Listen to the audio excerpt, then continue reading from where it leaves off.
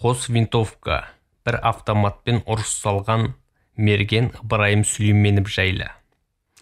Мәліметтер Әзілхан Нұршайықовтың Невел түбінде атты көлемді әңгімесінен алынды.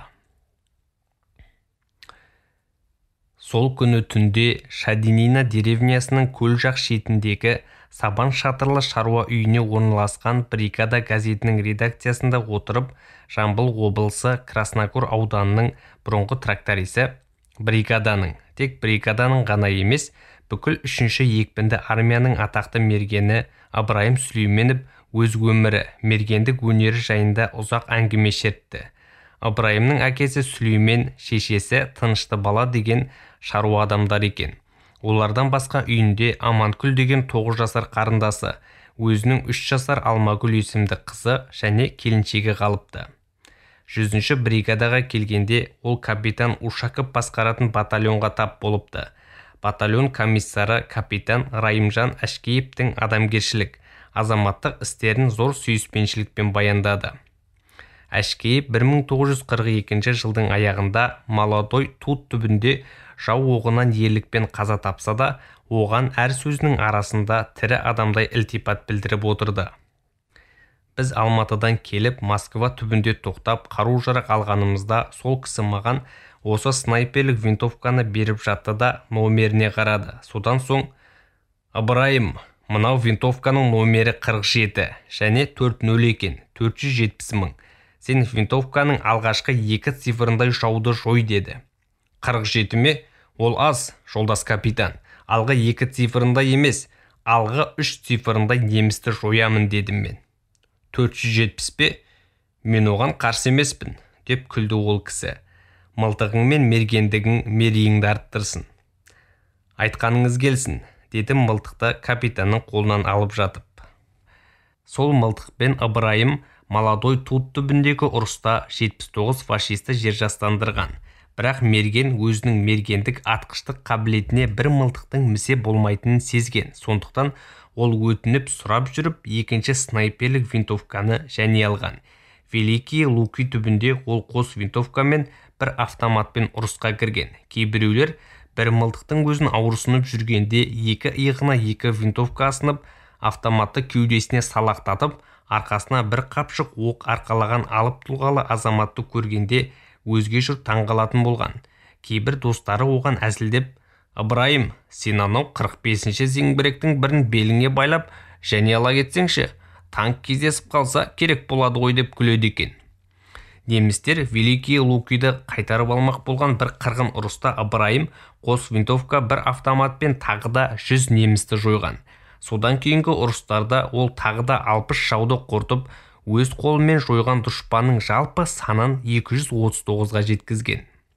Ыбырайым кеше ғана 3-ші екпінді армия мергендерінің жиналысына қатысып келген. Жиналыс соңында мергендер сайысқа түсіп, 8 оқтың 3-еуін нысанаға тигізген адамға бірінші орын тиетін болған. Ыбырайым тек 3 оқ қана алып, 3-еуінде бір нүктеге тигізген. Содан кейін ол қажет десеңіздер, 8 оқты бірде бір нүктеге тигізіп берейін деген. Сөйтіп ол армия мергендерінің ішінде бірінші орынды талассыз жеңіп алған. Армия командашысы Кузьма Никитович Галицкий оған старшина атағын беріп, Қызыл жұлдыз орденімен наградталған. «Бұл орденді генерал кеудеме өз қолымен тақты» деді Ыбырайым гимнастеркасының омырауындағы су жаңа орден нұсқап. Содан кейін генерал мені қонақ етті. «Дұрыс» деді майор Шәріпов. «Подполковник Баишев маған сенің мергендік тәжірибеңді мол етіп жазу туралы тапсырма берді. Мына сержантта сол үшін шақырылды. Енді сен бізге мергендік тәжірибелеріңді, фашистерді қалай аңдып, қалай ататыныңды айт». Әсіресе оның жекпе-жек және Торат деген 2 әңгімесі ерекше қызық еді.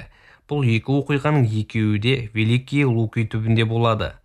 Ол кезде Ыбырайым үнемі капитан Ушаковпен бірге жүреді. Бірде комбат пен мерген алғы шепте жау оғының астында бас көтере алмай жатып қалған ротаға қарай жүгіре аяңдап келе жатады. Екеуінің де үстінде ақ маска халат. Бір кезде капитанның аяғының астына көбік қарға ысқырып ыршқан оқ жыландай боп шыр жетіп кеп оқ қадалады. Сәл артта келе жатқан Ыбырайым оны көре сала шап беріп капитанның жауырынынан алады да командирін астына баса гүрс етіп қарға құлайды. «Ой, саған не болды, Сүлейменов?» дейді қасындағы жауынгері жауырынынан алып тымақша соққан командирі таң қалып. «Есің дұрыс па өзіңнің?» «Дұрыс, жолдас капитан. Алдымызда жау снайпері жатыр. Жаңа сізді жамсатып сала жаздады. Енді сіз тырп етпеңіз, мен онымен жекпе-жек айқасып көрейін». «Ойбай-ау, оған уақыт бар ма? Тұр тез, тұра кеп қашайық». «Оқтан жүйрік емеспіз ғой, жолдас капитан. Мергеннің оғы мет қылмай қоймайды». «Енді не істейміз?» «Қазақта сабыр түбі сары алтын деген мақал бар, жолдас капитан», дейді Ыбырайым мылтығының оптикасымен алғы шепті шолуға ыңғайланып. «Мен оны құртқанша сіз сабыр етіп жата тұрыңыз». Ыбырайым ары қарап бері қарап жау мергеннің жатқан жерін анықтайды. Содан кейін оның қимылын бағып сұқ саусағымен шаппаны сипап тым-тырыс боп қалады. Жау мергені жатқан жерден пышақтың қырындай бірдеңе қарайған кезде Ыбырайым шаппаны басып кеп қалады. Қара сызық қылт етіп қайтадан өшеді. Жан керек пе, жауыз, дейді мерген тістеніп. «Бітті ме, тұрамыз ба?» дейді дегбір кеткен капитан. «Жоқ, сәл шыдай тұрыңыз». Осы кезде неміс мергені «Ал, маған не қыласың?» дегендей окоптан сәл көтеріле түсіп сыртқа қарай мойнын созады. Ыбырайым немістің төрт бұрышты каска киген басына 3 оқты бірден қадайды. Бірақ бас қисаймайды да құламайды. «Қуай, мені алдаған екенсің ғой», дейді ішінен Ыбырайым. «Жарайды, неміс білетін қулықты қазақта біледі. Біздің алдар көсен естімеген екенсің сен». Осылай деп Ыбырайым ептеп маска халаттың астынан малақайын шығарады да 5 бұрышты жұлдызын алдына қаратып, сол жағына қол созым жерге қардың үстіне қоя қойды. Жау мергені құдай берді деп ойлап малақайдың маңдайына бірінен соң бірін атып 3 оқты бірдей қадалтады. Совет мергенінің шаруасы бітті деп ойлап, ол орнынан тұрып алшаңдай басып кейін қарай жөнеле береді. Алдаған олай болмайды, былай болады деп осы кезде Ыбырайым да жеделдете 3 оқ жұмсайды.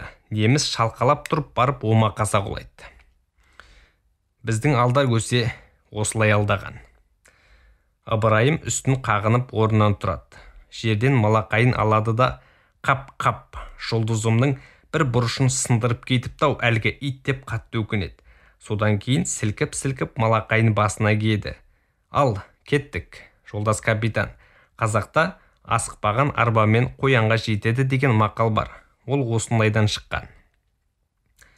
Бұлар келгенде неміс пулеметі біздің ротаға әлі бас көтертпей жатыр екен. Дүңк-дүңк етіп аузынан оқ шашып бет қаратпай тұр. Граната тастауға алыс. Оны алыстан атып құртатын жақында зеңбірек жоқ. «Снайпер Сүлейменов!» деп бұйырады капитан Ушаков қасындағы серігіне. «Жау пулеметінің үнін өшіріңіз». «Құп, жолдас капитан!» деп Ыбырайым асықпай оқшантайынан бірнеше бұрын бұзғыш оқ алады. Жау пулеметінің от шашып тұрған өңешін көздеп тағы да 3 оқ шығарады. Содан кейін винтовкасын жай оқпен оқтауға кіріседі. «Жолдас капитан, пулемет үнін өшір деген бұйрығыңыз орындалды. Енді пулеметшіні құртуға рұқсат етіңіз». «Құрт айналайын, құрт», дейді жау пулеметінің істен шыққанына қуанған батальон командирі.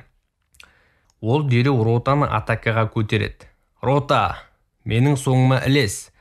Рота тік көтеріліп капитан Ушаковтың соңынан жөнеледі. Сол кезде пулеметі қираған фашист орнынан тұра салып арбаңдап кейін қашады. Осы сәтті аңдып жатқан Ыбырайым шаппаны басып кеп қалып пулеметшіні және жалп еткізеді. Неміс мергенімен, неміс пулеметімен қалай жекпе-жекке шыққанын ол барлық детальдарымен қызық етіп баяндап, арасында бірнеше рет күліп те алды. Мен де оған қосыла күлдім. Тек Шәріпов қана оған не күлетіні бар дегендей тымырайып отырып қалды. «Ендігі бір қызық әңгіме Торы ат оқиғасы», деді Ыбырайым қалтасынан кесетін алып, жуан етіп темекі орап жатып. Тілімен сулап темекінің қағазын жапсырып болғаннан кейін редакторға қарай бұрылды. «Рұқсат па, жолдас майор?» «Рұқсат».